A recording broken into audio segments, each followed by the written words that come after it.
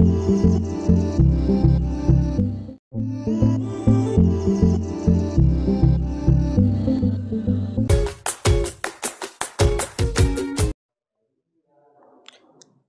Friends, कैसे हैं आप सब लोग। Welcome back in mega minds tutorial. This is Arpit, your physics tutor. आज हम आपके लिए एक फिर से नया टॉपिक लेकर आए हैं और आज टॉपिक को समझने के साथ साथ मतलब जैसे एग्ज़ाम की प्रिपरेशन के साथ साथ हम टॉपिक को कुछ इस तरीके से समझेंगे कि जिससे हमें कम एफर्ट लगाना पड़े, मीन्स कम टाइम देना पड़े। ठीक है, तो आज का जो टॉपिक है पहले हम वो आपको बता दें। आज का टॉपिक है करंट इलेक्ट्रिसिटी।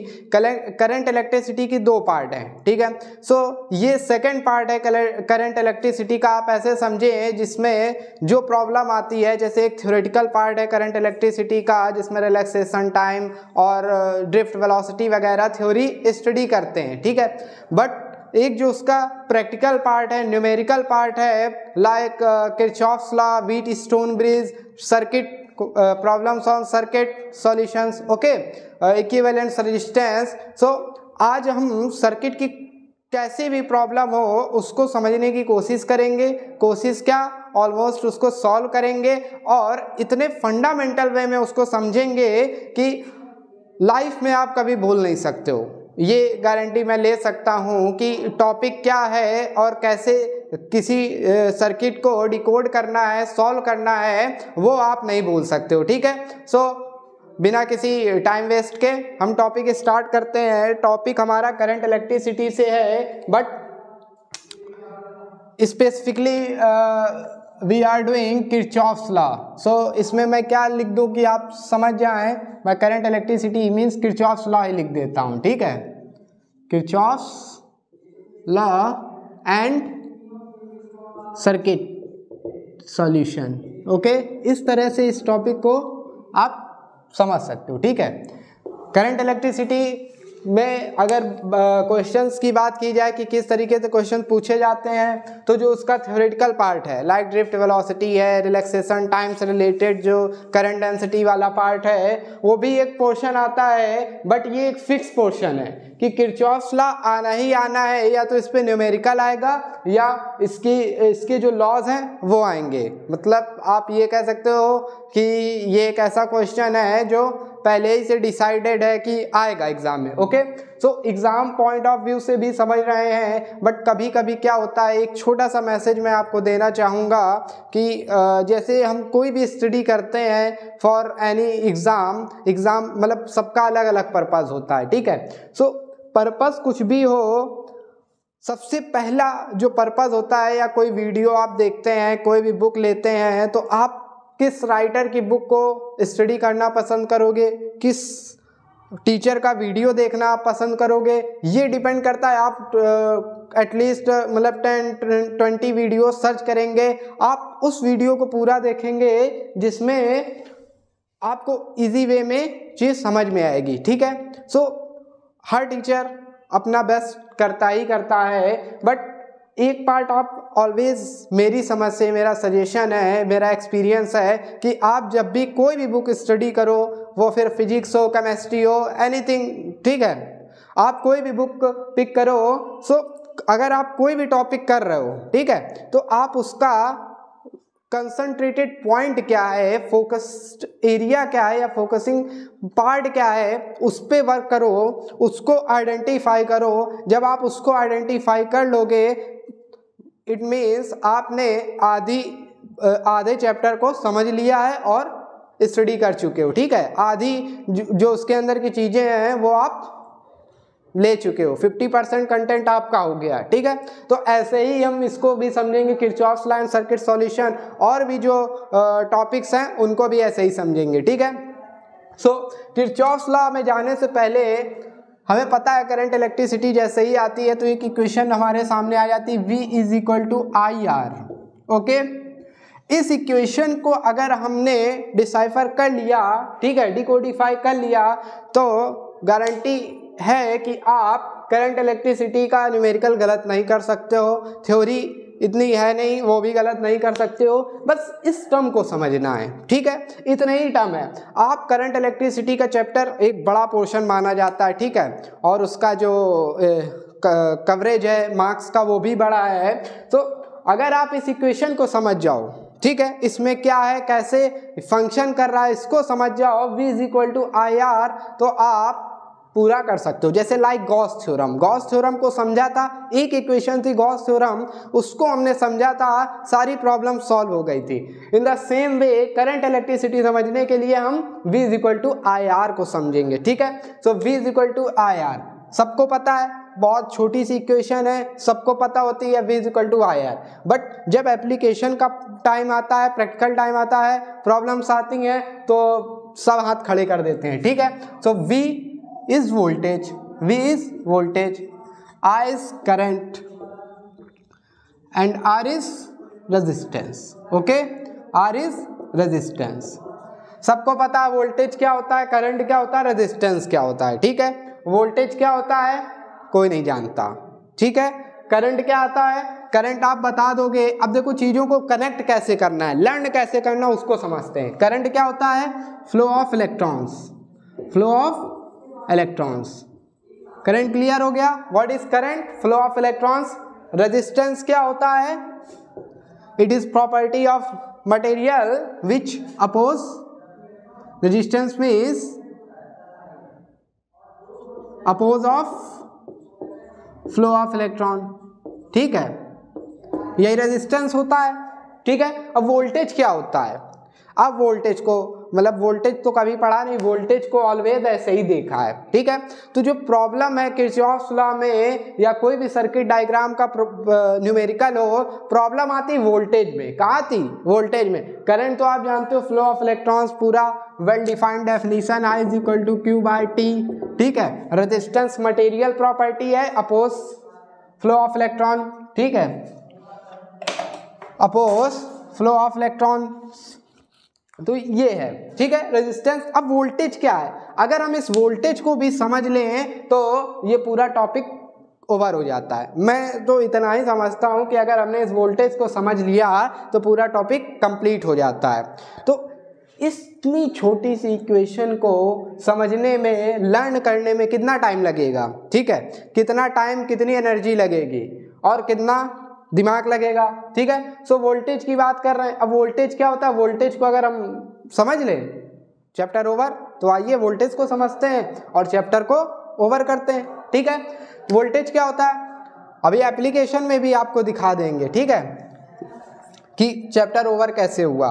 वोल्टेज क्या है, voltage it is work, it is work done, it is work done in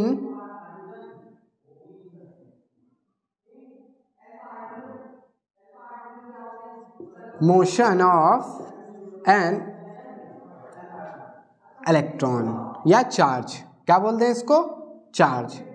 इसको चार्ज मैं लिखूं, मोशन ऑफ चार्ज।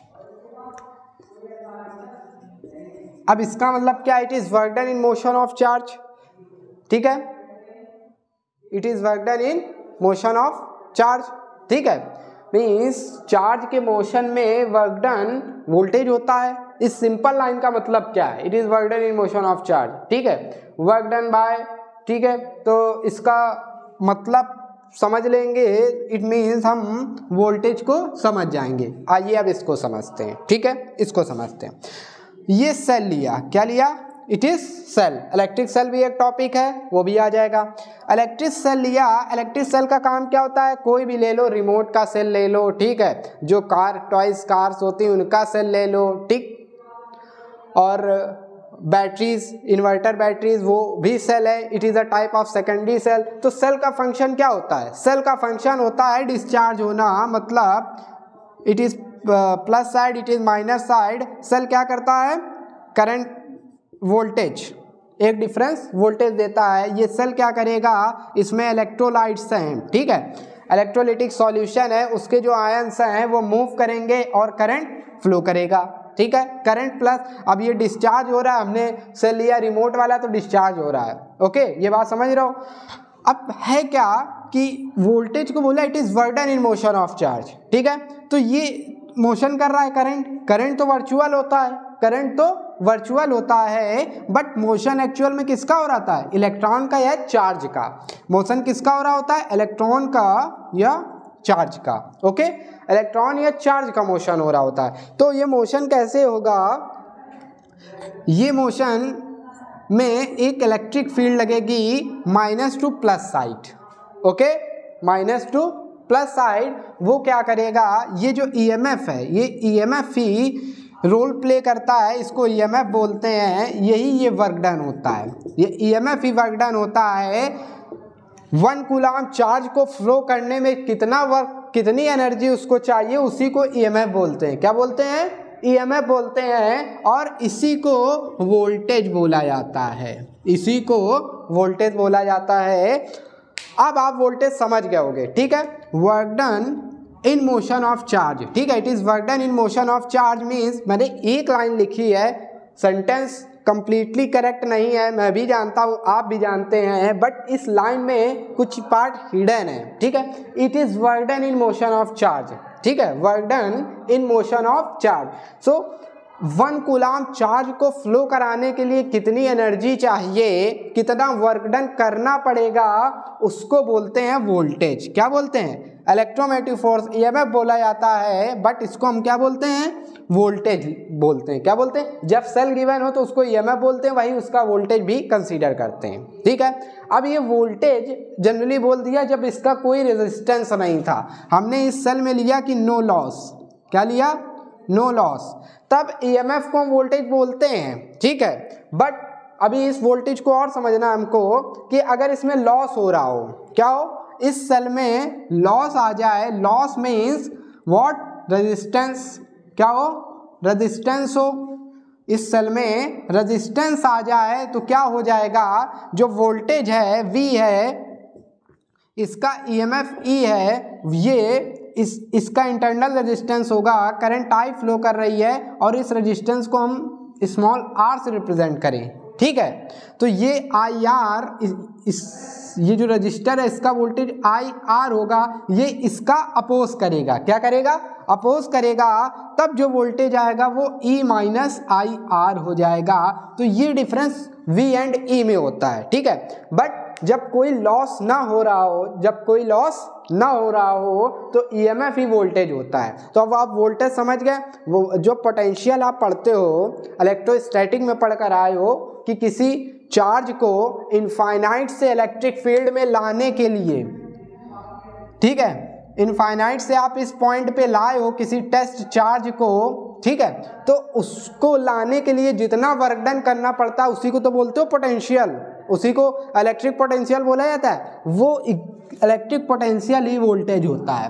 बट जब हम करंट इलेक्ट्रिसिटी में एंटर करते हैं तो वो potential term, potential difference, voltage को एक नेम बोलते हैं पोटेंशियल डिफरेंस, ठीक है। सो ये पोटेंशियल डिफरेंस वोल्टेज सेम है, बात समझ गए, वोल्टेज एंड पोटेंशियल डिफरेंस। तो ये वही वाला पोटेंशियल डिफरेंस है जो इलेक्ट्रोस्टैटिक में हम स्टडी करते हैं, ठीक है, वोल्टेज। बट जब करंट इलेक्ट्रिसिटी में आते हैं तो बहुत से लोग कंफ्यूज हो जाते हैं कि ये वोल्टेज क्या है, ये V क्या है, ठीक है।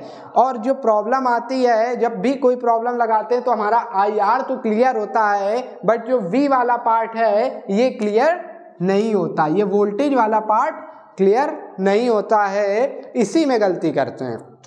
जब भी किरचॉफ्स लॉ लगाएंगे तो साइन कन्वेंशन में प्रॉब्लम हो जाती है सबसे पहले तो, और जैसे ही इक्वेशन गलत बनती है तो सॉल्यूशन भी पूरा गलत हो जाता है, ठीक है। तो क्या आया, वोल्टेज समझ लिया, it is work done required, अब मैं लिखूंगा work done required for motion of charge. अब ये सेंटेंस कंप्लीट हो गया। अगर आप चीज़ों को समझ लेंगे तो आपको रटना नहीं पड़ेगा, ठीक है। It is work done required for motion of charge, इसको आप यहाँ पे लिख दो एरो लगा के, आ गई डेफिनेशन, बन गया वोल्टेज, ठीक है। So work done required for 1 coulomb charge flow in a circuit is what voltage, is what voltage और पोटेंशियल डिफरेंस। ओके, अब ये जो इक्वेशन मैंने लिखी अभी बाउंस हो गई होगी, हो सकता है या आ भी गई होगी, इसको अभी हम फिर से कर रहे हैं। अभी हमारा पर्पस है वोल्टेज को समझना और इस इक्वेशन को, तो हमारे पास एक इक्वेशन है V is equal to IR, सिर्फ इसी इक्वेशन को पढ़ना है, चैप्टर पैक कर देना है, ठीक है, चैप्टर पैक कर देना है। तो ये वाला पार्ट भी थोड़ा सा समझ लिया जाए, फिर उसके बाद चैप्टर पैक कर देंगे, न्यूमेरिकल पे आते हैं, ठीक है। आइए, वोल्टेज समझ गए आप सब लोग, work done required for motion of charge is voltage. Okay, अब सेल की बात कर लेते हैं थोड़ी सी। इस इक्वेशन को मैं लिख के रखूंगा, सिर्फ इसी का यूज है। सेल की बात कर लेते हैं, V is equal to IR। जब भी आप नोट्स बनाएं या स्टडी करें तो एक ऐसा पार्ट, जैसे ये फोकसिंग पार्ट है, ठीक है, ये एक रीजन ऐसा पार्ट है जिस पे हमें वर्क करना है, सारा वर्क सिर्फ इस इक्वेशन का यूज करना है, तो मैंने इसको एज अ हेडिंग लिख दिया, ठीक है। जैसे टॉपिक की हेडिंग लिख देते हैं करंट इलेक्ट्रिसिटी, तो मैंने करंट इलेक्ट्रिसिटी ना लिखकर ये लिख दिया, क्योंकि हमें इस पे वर्क करना है, ठीक है, इसी पे जो रिसर्च और सब कुछ करना है इस पे करना है, ठीक है। तो पहले सेल देख लेते हैं। सेल का काम क्या होता है, जो इलेक्ट्रिक सेल्स होते हैं उनका वर्क होता है केमिकल एनर्जी को कन्वर्ट करना इलेक्ट्रिकल एनर्जी में, ठीक है। तो बहुत इजी वे में सेल को समझते हैं। सेल दो टाइप के हो सकते हैं, ठीक है, पैरेलल उसको समझ लें, ये सेल है, सेल्स प्लेट है,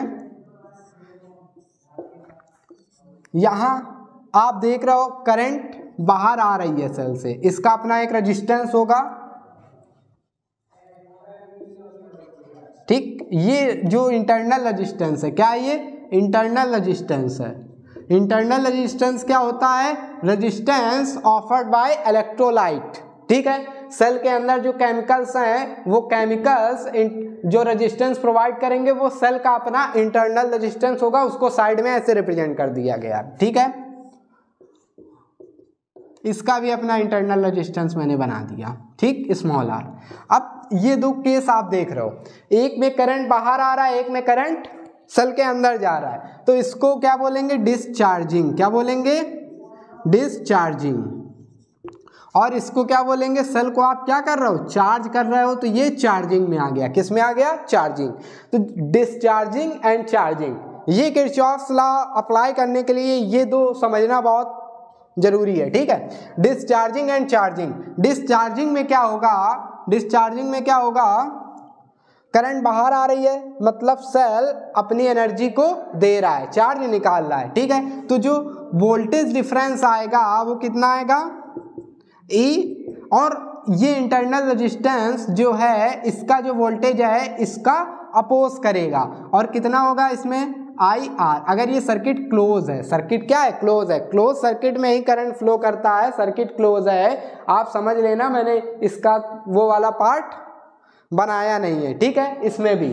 तो क्या होगा, IR, इसको बोलेंगे बैक EMF भी बोलेंगे, क्या बोलेंगे, बैक EMF। E जो है इसमें EMF होगा इसका, बट ये इसका अपोज कर रहा है, ये इसका अपोज कर रहा है, तो बैक EMF। तो नेट वोल्टेज क्या हो जाएगा, नेट वोल्टेज क्या हो जाएगा, E minus IR, EMF minus back EMF, क्योंकि बैक EMF क्या है, इसके अपोजिट है, ठीक है, इंटरनल रेजिस्टेंस है। So V is equal to E minus IR। इतना समझ में आया। डिस्चार्जिंग के केस में E माइनस IR, चार्जिंग के केस में क्या होगा, अब आप खुद देखो, इसका पहले से जो EMF है वो E है, ठीक है, इसका पहले से जो EMF है वो E है, और हम इसको चार्ज दे रहे हैं, क्या कर रहे हैं, चार्ज दे रहे हैं, मतलब करंट जो है वो ऐसे फ्लो कर रहा है, ठीक है, ऐसे फ्लो कर रहा है करंट। तो इस केस में जो बैक EMF होगा, करंट आप माइनस ले लोगे कि नहीं लो, इसको प्लस लिया आप इसमें माइनस I रख दोगे इससे कंपेयर करके, तो इस इक्वेशन में रखोगे, चार्जिंग के केस में V प्लस IR हो जाएगा, क्या हो जाएगा, V is equal to E plus IR, V is equal to E minus IR। जब डिस्चार्ज हो रहा होगा तो वोल्टेज लेस होगा, बहुत सीधी सी बात है। और जब चार्ज हो रहा होगा तो वोल्टेज क्या हो रहा है, बढ़ रहा है। बात समझ में आए। V is equal to E plus I R for charging and V is equal to E minus I R for discharging. और जब कोई भी रेजिस्टेंस ना हो सेल का, ऐसा पॉसिबल नहीं है प्रैक्टिकली कि इंटरनल रेजिस्टेंस ना हो, अगर नहीं है इन आइडियल केस तो ये V E के इक्वल हो जाएगा। तो ये डिस्चार्जिंग एंड चार्जिंग समझ में आया। अभी इसका यूज आएगा, ठीक है, डिस्चार्जिंग एंड चार्जिंग, ठीक है। अब जैसे देखो, एक ये सेल लिया और एक हमने रजिस्टर लगा दिया, ठीक है, इससे करंट अज्यूम कर लिया ये डिस्चार्ज हो रहा है। क्या हो रहा है, डिस्चार्ज हो रहा है, ये रेजिस्टेंस आर है। अब हमने यहाँ पे एक वोल्ट मीटर लगा दिया और पूछा बताइए वोल्ट मीटर की रीडिंग क्या होगी। तो हमें पता है कि पैरेलल में वोल्टेज क्या होता है, सेम होता है। पैरेलल में वोल्टेज सेम होता है, तो जो वोल्टेज इसका होगा वही वोल्टेज ये वोल्ट मीटर रीड करके देगा। और इसका इंटरनल रेजिस्टेंस जो है आर है, ठीक है। तो बताइए वोल्ट मीटर की रीडिंग क्या होगी। आपको पता है डिस्चार्ज हो रहा है, वोल्ट मीटर की रीडिंग क्या हो जाएगी, V is equal to E minus I R. आप बता दो कि डिस्चार्ज हो रहा है, V is equal to E minus I R होगा, ठीक है। ये वोल्ट मीटर की रीडिंग होगी। अब ये वोल्टेज इस रजिस्टर का भी तो वोल्टेज होगा, ये वोल्टेज इस रजिस्टर का भी वोल्टेज होगा कि नहीं होगा।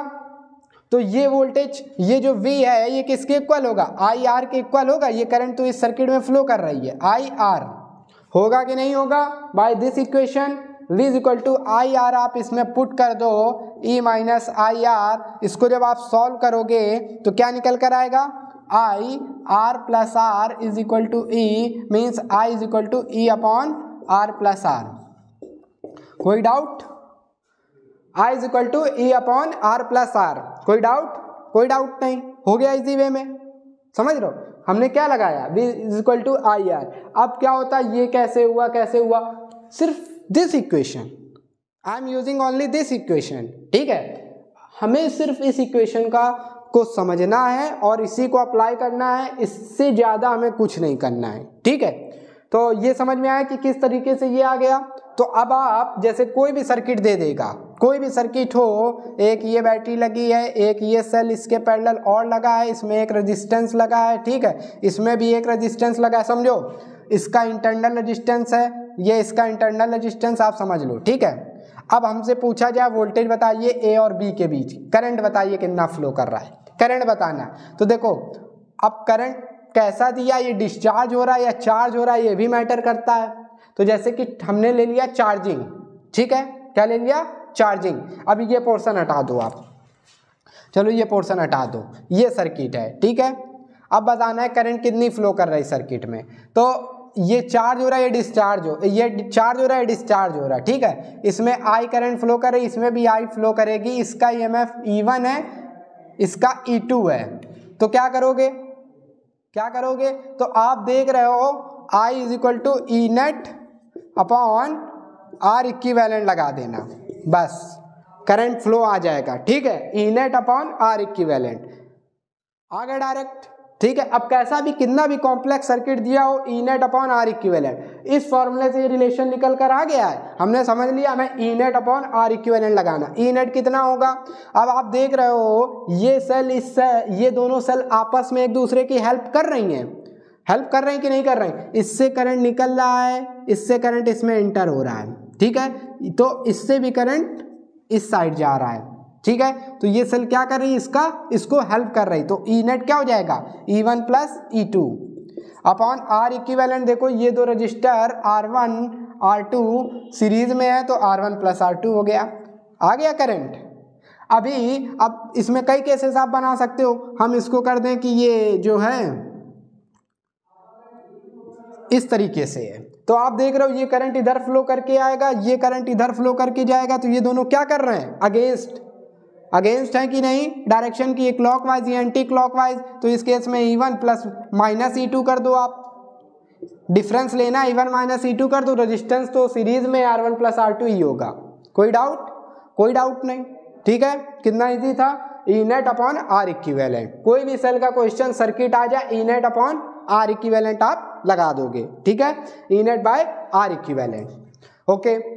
सो ये डिस्चार्जिंग एंड चार्जिंग आप अपने दिमाग में रखिएगा, क्योंकि अभी किरचॉफ्स लॉ जब हम अप्लाई करेंगे तो यूज होगा, ठीक है। नाउ ये हो गया, ठीक है, समझ गया। अब हम आते हैं डायरेक्ट किरचॉफ्स लॉ पे। डायरेक्ट क्या आते हैं, मतलब उसी पे आते हैं।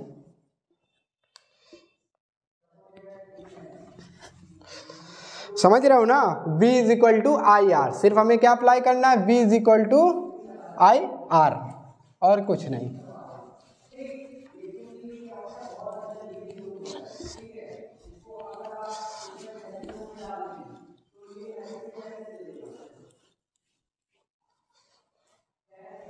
V is equal to I are.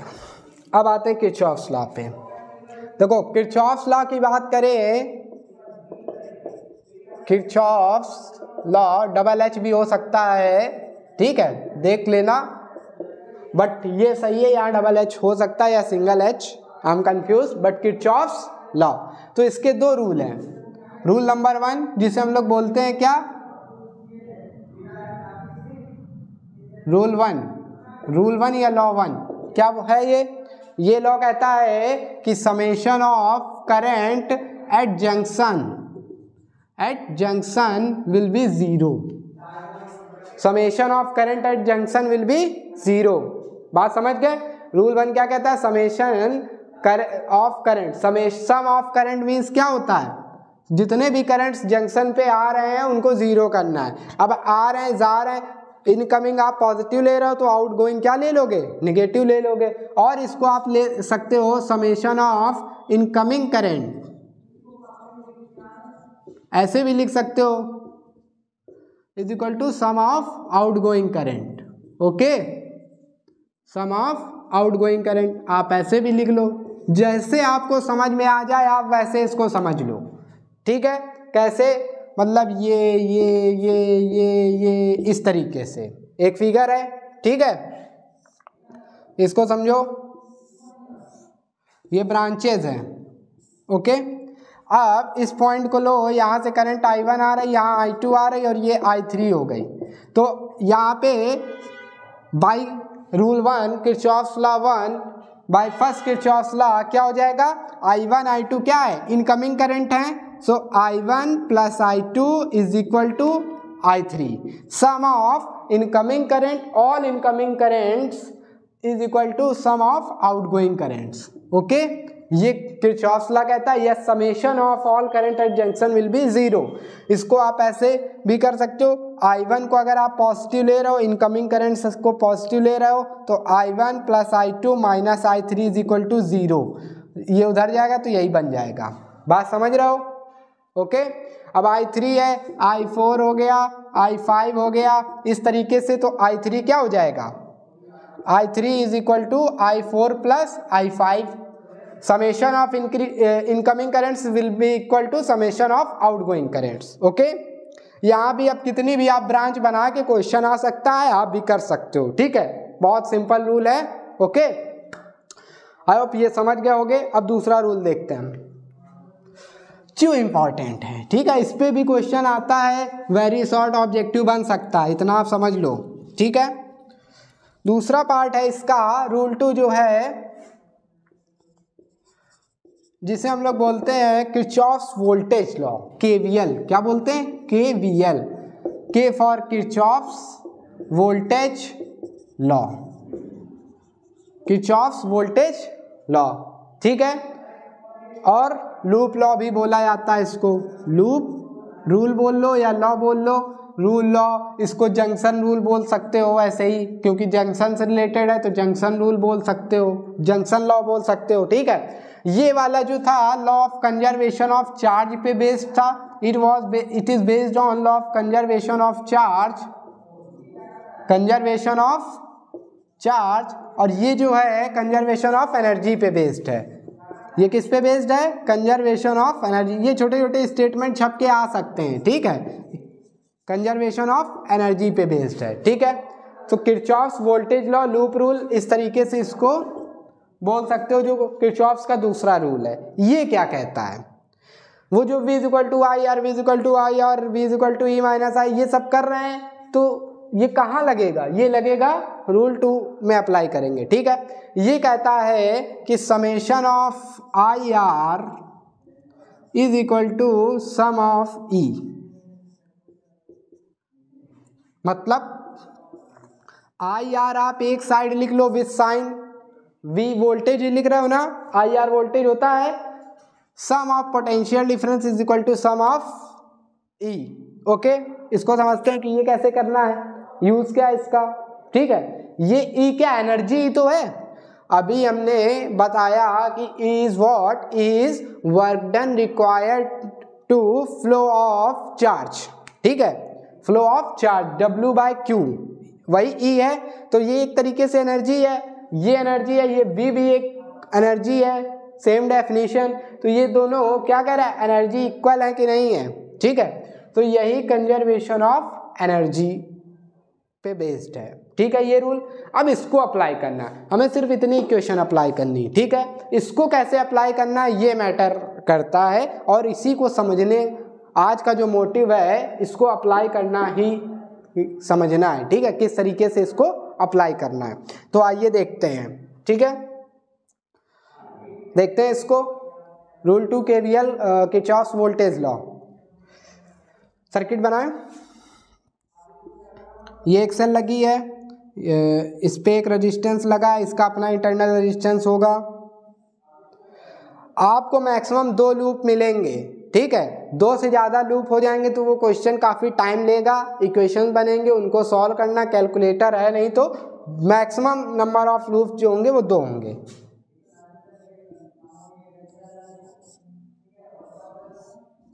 Maximum number of loop कितने होंगे, 2 होंगे, ठीक है।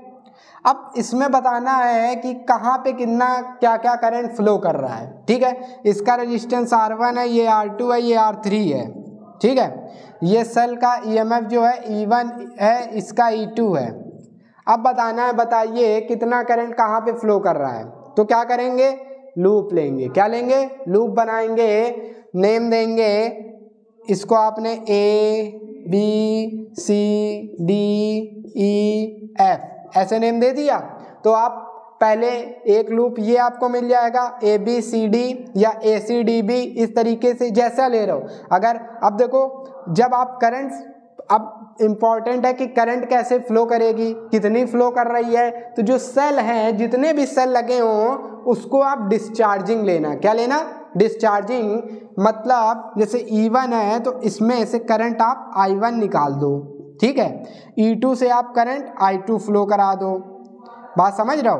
तो I1 I2, अब ये जो पॉइंट A है, यहाँ से I1 आ रहा है, यहाँ से I2, तो यहाँ पे कितनी हो जाएगी, I1 प्लस I2 हो जाएगी। First rule, summation I at junction is equal to 0। तो यहाँ से I1 आ रहा है, यहाँ से I2 आ रहा है, तो I1 प्लस I2, इसमें I1 प्लस I2, फिर यहाँ से ये I1 प्लस I2 डिवाइड होके यहाँ पे I2 और ये I1, ठीक है ना, सब ठीक है।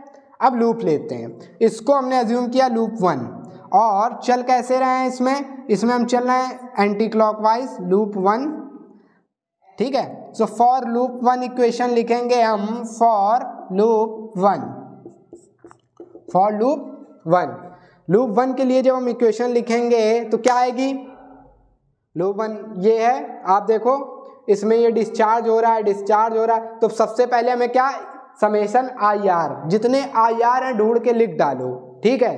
तो यहाँ से आए, यहाँ पे आए, तो यहाँ पे करंट I2 है, और I2 करंट आप देख रहे हो इसके अपोजिट है कि नहीं है। I1 R1, पहला एक I1, इसमें करंट I1 फ्लो कर रही, I1 R1 मिला आपको, क्या मिला, I1 R1, ठीक है। और फिर जब इस लूप में यहाँ पे आया तो देखा I2 और I1 की करंट क्या है, अपोजिट है, कैसी है, अपोजिट है। करंट कैसा जा रहा है, ये अगर एंटी क्लॉकवाइज है तो ये क्लॉकवाइज है, तो माइनस I2 R2, ठीक है। सारे IR आ गए इस लूप के, जितने IR आ रहे थे, एक ये वोल्टेज, यहाँ पे वोल्टेज क्या है और यहाँ पे वोल्टेज क्या है, दोनों आप देख रहे हो। यहाँ पे वोल्टेज, इसकी करंट की डायरेक्शन एंटी क्लॉकवाइज, यहाँ से क्लॉकवाइज, उसका अपोज कर रहा है, मतलब माइनस ले लिया, ओके। इस लूप के सारे IR आ गए। अब ई पे आते हैं, ठीक है। ई में आप देख रहे हो ये डिस्चार्ज हो रहा है, जो जितने करंट डिस्चार्ज होंगे उनको हमें क्या लेना है, पॉजिटिव लेना है कि नेगेटिव लेना है, डिपेंड करता है कि नेगेटिव पॉजिटिव कैसे लेंगे। अब जैसे इसका करंट इसके करंट से क्या कर रहा है, अपोज कर रहा है, क्या कर रहा है, अपोज कर रहा है, मतलब इसमें क्लॉकवाइज मोशन है, इसमें एंटी क्लॉकवाइज है, तो इसमें भी करंट कैसी लोगे आप, इसका E1 अगर आप पॉजिटिव ले रहे हो तो ये क्या हो जाएगा, -E2 हो जाएगा, क्या हो जाएगा, E1 -E2। बात समझ में आई, E1 -E2 बिकॉज डिस्चार्ज दोनों हो रहे हैं। अब जरूरी नहीं कि डिस्चार्ज चार्ज हो रहा है तो नेगेटिव पॉजिटिव, हमें करंट की डायरेक्शन से लेना है, ठीक है। E1 -E2 इसमें ये इसका ये सेल जो करंट निकाल रही है इसका अपोज कर रही है, अगेंस्ट है, that is why we take E2 negative, ठीक है। ये हो गई इक्वेशन 1। ये डाटा आपको गिवन होगा, जब भी कोई सर्किट होगा उसमें गिवन होगा, एक क्वेश्चन से हम इसको समझेंगे। अब आते हैं लूप 2 में। लूप 2 को हमने इस तरीके से मूव कर रहे हैं, फॉर लूप 2 एक इक्वेशन बन गई, फॉर लूप 2 में ना इक्वेशन लिखना। लूप 2 में आप जितने IR एंड रू डालो 1 2, इसमें देख रहे हो हाँ डायरेक्शन में जा रहा, I1 + I2 R3, ठीक है। इसमें देख रहे हो इसी के रिस्पेक्ट में है, मतलब ये I2 और अगर हमने एंटी क्लॉकवाइज लिया था तो ये एंटी क्लॉकवाइज ही ये करंट जा रहा है, तो प्लस I2 R2 सारे IR आ गए, ठीक है। अब इस सेल को देखो, ये सेल पॉजिटिव लोगे या निगेटिव लोगे, एक ही सेल लगा है, आप पॉजिटिव लो क्योंकि डिस्चार्ज हो रहा है, ये भी एंटी क्लॉकवाइज करंट, ये जो लूप में हमने ये एंटी और क्लॉक लिया है इसी के साथ है, इसी के रिस्पेक्ट में है, मतलब उसको फॉलो कर रहा है, तो ये भी क्या लोगे आप, पॉजिटिव लोगे। इक्वेशन 2 दो अननोन है I1 and I2, R3 R2 ये सब आपको डाटा गिवन होगा, ऐसे इक्वेशन बनाकर आप क्या कर लोगे, सॉल्व कर लोगे, ठीक है। तो ये समझ में आया। बस हमें ये क्लॉकवाइज एंटी क्लॉकवाइज, अगर उसके सपोर्ट में सेल है तो पॉजिटिव, सपोर्ट में नहीं है नेगेटिव, ठीक है। अगर करंट सपोर्ट, अब ये IR2 ये IR वाले रिलेशन में आप कंफ्यूज हो जाओगे कि IR में क्या पॉजिटिव नेगेटिव करेंगे, तो IR में भी अगर करंट ये जो आप बना रहे हो एंटी क्लॉकवाइज इसके सपोर्ट में, जैसे I2 इसमें क्लॉकवाइज इस लूप में क्लॉकवाइज मूव कर रहा है फर्स्ट लूप में, तो इसके अगेंस्ट है तो इसको आप निगेटिव लोगे, बट I1 इसके सपोर्ट में है तो हमने पॉजिटिव लिया है, ठीक है। इतनी बात समझ में आई, सिर्फ इतना ही वर्क करना है, इक्वेशन सॉल्व कर लेनी है, आपको 5 मार्क्स मिल जाएंगे, ठीक है। अब इसको एक एग्जाम्पल से समझते हैं कि कैसे होगा, ठीक है। अब क्वेश्चन कैसा भी आ सकता है, कहीं भी सेल, अब इसके लिए हम कोई क्वेश्चन रट तो सकते नहीं है, पढ़ के आ सकते हैं फंडामेंटल, ठीक है। फंडामेंटल पढ़ के समझ के कैसे इसको समेशन IR और समेशन E रखना है, ये रखना आ गया। कहीं पे E आपको मतलब वोल्टेज फॉर्म में मिलेगा, ठीक है, थोड़ा चेंज, तो कंफ्यूज मत होना E और V में, ठीक है। आप समेशन IR = समेशन E लगा देना, E के ना हो तो V लगा देना, कोई भी सोर्स हो वोल्टेज का वो यहाँ पे आ जाएगा, ओके। तो अब एक क्वेश्चन लेते हैं और समझते हैं इसको। एक क्वेश्चन लेते हैं और समझते हैं क्विकली। ये है किरचॉफ्स लॉ, ठीक है। और किरचॉफ्स लॉ में अब आप बस इतना ही है इसका फंडा, KVL में ये इक्वेशन और करंट वाली तो आप जानते ही हो, इट इज नॉट डिफिकल्ट। अब सर्किट सॉल्यूशन में जैसे रेजिस्टेंस के कई सर्किट होते हैं, V = IR ये सभी लगता है, ठीक है। तो एक क्वेश्चन लेते हैं, पहले हम इक्वेशन लिख दें, समेशन IR = समेशन E, ठीक है। एक इक्वेशन लिख दें, एक डायग्राम बनाएं आप, ये एक सेल लगाया हमने, अब इस तरीके से सेल में एक प्लेट छोटी कर दें, ठीक है। रेजिस्टेंस लगाया, यहाँ एक रेजिस्टेंस यहाँ लगा दिया हमने और एक रेजिस्टेंस इस बार सेल ऐसे अप्लाई कर दिया, ठीक है। ओके, अब loop A B C D E F, ठीक है, A B C D E F resistance की वैल्यूज दे दें, यहाँ पे भी एक रेजिस्टेंस लगा दें, ठीक है। 5 ओम 5 ओम 10 ओम इसको कर लो, इसको 5 ओम कर लो, ठीक है। इसको आप ले लो 10 वोल्ट 5 वोल्ट, ठीक है, 10 वोल्ट एंड 5 वोल्ट। अब हमें कैलकुलेट करना है कि किस रजिस्टर में कितना करंट फ्लो कर रहा है, ठीक है, टोटल करंट कितना, इसमें कितना करंट फ्लो कर रहा है, इस लूप में, इसमें कितना करंट फ्लो कर रहा है, ठीक है। तो कैसे करेंगे इस क्वेश्चन, सिर्फ इतना क्वेश्चन हमें गिवन है, ठीक है। तो आइए देखते हैं। सबसे पहले हम क्या करेंगे, सेल से करंट निकालेंगे, डिस्चार्जिंग सेल्स बनाएंगे। यहाँ से करंट हमने I1 निकाली, ठीक है, I1 आ रही है यहाँ पे, ठीक, आने दो। यहाँ से हमने करंट I2 निकाली, ओके, क्या निकाली, I1 I2। अब देखो ये I2 करंट यहाँ पे भी I2 ही बनेगी, क्या बनेगी, I2 बनेगी। I2 करंट यहाँ पे भी ये I2 जा रही है और ये I1 करंट आ रही है और यहाँ पे ये I1 बनेगी जाकर, तो ये इस लूप में क्या हो जाएगा, क्या हो जाना चाहिए, ये सोचिए, ये इनकमिंग है, ठीक है, इट इज इनकमिंग। यहाँ से I2 आ रही है, यहाँ से कुछ करंट आ रही होगी और ये यहाँ से जा रही होगी, तो कितनी करंट जा रही होगी इसको समझते हैं। इसको समझते हैं कि हमने इससे करंट, ये I2 करंट निकाल रहा है, ठीक है, I1, तो यहाँ पे आप देख रहे हो यहाँ पे करंट क्या होगा, किस नेचर का होगा, तो और किस डायरेक्शन में होगा। आ गई दिक्कत, आ गई, यहाँ फंस जाते हैं, समझ रहे हो, यहाँ पे फंस जाते हैं कि अब क्या किया जाए, इस सिचुएशन में क्या किया जाए। तो कुछ नहीं करना है आपको इस सिचुएशन में, ऐसे नहीं बन रहा है तो आप डिलीट मारो, ये सब क्या मारो, डिलीट मारो, एरोज बने रहने दो, मार दिया। I1 करंट को आप ब्रेक करो, I1 करंट को ब्रेक करो। I1 आ रहा था, यहाँ पे I2 गई, यहाँ पे I3 गई, ठीक है, इसमें I3 करंट एंटर कर रही है, I3 करंट एंटर कर रही है, यहाँ पे भी I3 करंट होगी, ये I3 आएगी, यहाँ से ये I2 आ रहा है, I2 मिलके I1 हो गया, ठीक है।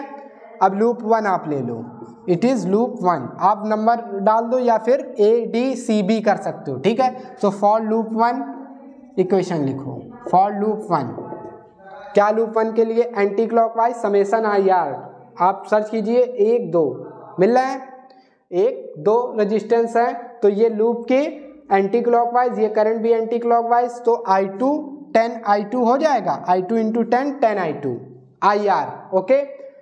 ये भी इसकी डायरेक्शन में है, प्लस 5 I1 हो गया, सारे रेजिस्टेंस समेसन IR हो गए। नाउ E में क्या देख लो, सिर्फ एक ही सेल लगी हुई है 10, ओके, इज इक्वल टू 10। इसको आप सिंप्लीफाई कर लो, 5 कॉमन कर लोगे तो क्या हो जाएगी, ये 2I2 plus I1 is equal to 2, ठीक, इक्वेशन 1। अब आइए इस लूप में, for loop 2, for loop 2, loop 2 को भी आप ऐसे ले लो या क्लॉकवाइज कैसे भी ले लो, ठीक है। फॉर लूप 2 समेसन IR, ये इसका अपोज कर रहा है, आप देख रहे हो, I2 इधर जा रही, बट हमने साइकिल लूप को ऐसे लिया है, सो माइनस 10 I2, ओके। यहाँ पे आए I3 plus 5 I3 is equal to what. अब आप देखो सेल क्या कर रहा है, सेल क्या कर रहा है, सेल इसकी डायरेक्शन में है तो पॉजिटिव लेंगे, 5 ले लिया, ले लिया। अब देखो I3 जो है, I3 आ गया, I3 को कैसे रिप्लेस करोगे, तो इस यहाँ पे ये जंक्शन आप ले लो, यहाँ पे देख रहे हो I1 is equal to what, I2 plus I3, ठीक है। सो I3 will be I1 minus I2, होगा कि नहीं होगा, रख दो I3 के प्लेस पे, minus 10 I2 plus 5 I1 minus I2 is equal to 5। इसको आप सॉल्व करो, minus 10 I2 plus 5 I1 minus 5i2 is equal to 5। तो इससे क्या निकल कर आएगा, ये इक्वेशन आप सॉल्व करोगे तो क्या निकल कर आएगी, -10 -5 -15i2 plus 5i1 is equal to 5। अब इसमें 5 कॉमन कर लो, कैंसिल हो जाएगा, तो ये इक्वेशन क्या बन जाएगी, -3i2 plus i1 is equal to 1। This is equation 2। ये दो इक्वेशन आप सॉल्व कर लो, मैं यहीं पे लिख दे रहा हूँ, ये दूसरी वाली 2i2 plus i1 is equal to 2, subtract कर दो, क्या कर दो, सब्ट्रैक्ट कर दो, ये गया minus minus plus, -5i2 -2 plus 1 -1, तो i2 कितना आ गया, 5 एम्पियर। i2 कितना आ गया, 5 एम्पियर आ गई करंट इस रजिस्टर में। अब आपसे क्वेश्चन पूछेगा 10 ओम रजिस्टर में कितनी करंट फ्लो कर रही, i2 5 एम्पियर। ओके, i1 कैसे कैलकुलेट करोगे, इस इक्वेशन में वैल्यू आप i2 की पुट कर दो, 2 × 5 plus i1 is equal to 2। अब देखो आप नेगेटिव वैल्यू आ जाएगी, क्या आ जाएगी, नेगेटिव वैल्यू। तो ये नेगेटिव वैल्यू सिर्फ इतना बताएगा कि इसकी डायरेक्शन रिवर्स होगी, क्या होगी, रिवर्स होगी, ठीक है। i1 क्या आ जाएगा, 10 - 2 8 एम्पियर, कितना आ जाएगा, 8 एम्पियर। ओके, i1 8 एम्पियर है तो i3 कितना हो जाएगा, 3 एम्पियर, कितना हो जाएगा, 3 एम्पियर। ये बात समझ में आई, ये बात समझ में आई आप सबको, ठीक है। i2 10 i1 10, ओके, ठीक है। तो इस तरीके से किरचॉफ्स लॉ की इक्वेशंस बनानी है और सॉल्व करना है, ठीक है।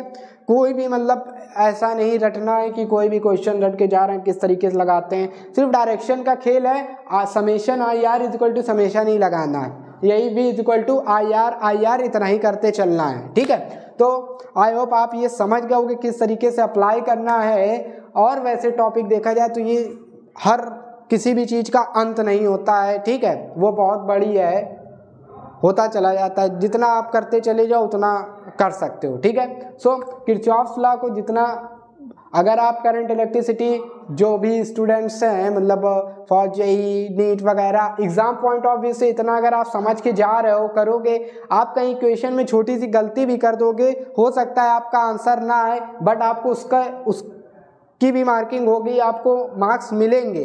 5 मार्क्स का तो आपको 3 मार्क्स मिलेंगे, ठीक है। तो किरचॉफ्स का इक्वेशन जरूर अटेम्प्ट करें और हो सके तो मतलब जितना आप इसको इजी वे में समझ के जाएं और कर दें, मतलब कोई वो नहीं है कि नहीं एग्जैक्ट आंसर आ ही जाए, हो सकता है इक्वेशन में कुछ गलत हो भी जाए, मान के चल सकते हैं, इस चीज़ की गारंटी नहीं ली जा सकती कि नहीं बिल्कुल कंप्यूटर है, हमने डाटा डाला तो हो गया, ठीक है। बस इम्पॉर्टेंट ये कि हमें चीज़ समझ में आई कि नहीं आई, ठीक है। So V is equal to I R, summation I R is equal to समय, ये यही चल रहा है, ये जो लिखा है वो यही लिखा हुआ है, ठीक है। तो जब भी आप करंट इलेक्ट्रिसिटी इन फ्यूचर भी पढ़े तो आप वर्क किस पे करोगे, सिर्फ इस इक्वेशन पे। आपको किस पे वर्क करना है, इस इक्वेशन पे वर्क करना है और अच्छे से वर्क करना है, ठीक है। तो और भी ऐसे ही मैं मतलब आपको एज अ टीचर, आप मुझे जैसे एज अ टीचर समझ रहे हो, बट एज अ गाइड भी समझ सकते हो कि कौन सा पोर्शन है, कहाँ पे वर्क करना चाहिए, कहाँ पे वर्क नहीं करना चाहिए। मतलब टाइम भी इम्पॉर्टेंट होता है, एनर्जी भी इम्पॉर्टेंट मैटर करती है, ठीक है। किस पे ज़्यादा एनर्जी देनी चाहिए, किस पे नहीं देनी चाहिए, तो मैं आपको गाइड करता रहूँगा और मैं आपको प्रॉपर्ली गाइड करता रहूँ। इसके लिए ज़रूरी ये भी है कि हमारा और आपका कनेक्शन बना रहे, हमारे और आपके बीच कन्वर्सेशन जो भी मीडियम है कनेक्टिविटी का वो रहे। तो इसके लिए इम्पॉर्टेंट ये है कि जो नए व्यूअर्स हैं वो क्या करें, सब्सक्राइब कर लें और जितना हो सके मतलब by subscribing, okay, by commenting हमें सपोर्ट करें और हमें जैसे हम स्टूडेंट को मोटिवेट करते हैं वो भी हमें मोटिवेट करें कि हम और भी चीज़ों को इजी वे में ला सकें और उस पर काम करके मतलब आपके लिए जो वर्क है आपके लिए, ठीक है, आपको हमें प्रोवाइड करना है तो हम आपको ज़्यादा से ज़्यादा प्रोवाइड कर सकें। हालांकि ये टॉपिक जैसे बहुत छोटा सा था, ठीक है, बट कभी कभी छोटी छोटी चीज़ें, मतलब अक्सर छोटी छोटी चीज़ों से ही बड़ा बनता है मिलकर। तो इस छोटी सी टॉपिक से हमें ये समझ में आया कि कैसे एक इक्वेशन इतना बड़ा रूप ले लेता है, ठीक है। वैसे ही कोई भी टॉपिक आप ले लो, उसमें एक इक्वेशन होगी, उसी एक इक्वेशन से पूरा टॉपिक होता है, उसी पे रिसर्च होती है। जब ये मान के हम किसी टॉपिक को स्टडी करते हैं तो 110% हमें उस टॉपिक पे सक्सेस मिलती है, मतलब उसको हम अच्छे से सीखते हैं, उसके एप्लीकेशन समझते हैं, और इन फ्यूचर कहीं ज़रूरत हुई तो हम बिना स्टडी बिना रिवीजन भी उसको अप्लाई कर सकते हैं। मेरा मोटिव आपको पढ़ाने का समझाने का ये भी रहता है कि आप समझें चीज़ों को और कहते हैं कि किसी से आप सीखें कि क्या उससे लेना है, उसकी क्वालिटीज़ लेना है। तो ये भी एक क्वालिटी है कि हम आपको जैसे आइडेंटिफाई कराते हैं कि किस पोर्शन को हमें निकालना और किस पे वर्क करना है। ये क्वालिटी आप कोई भी बुक आप रीड करें तो आप उसके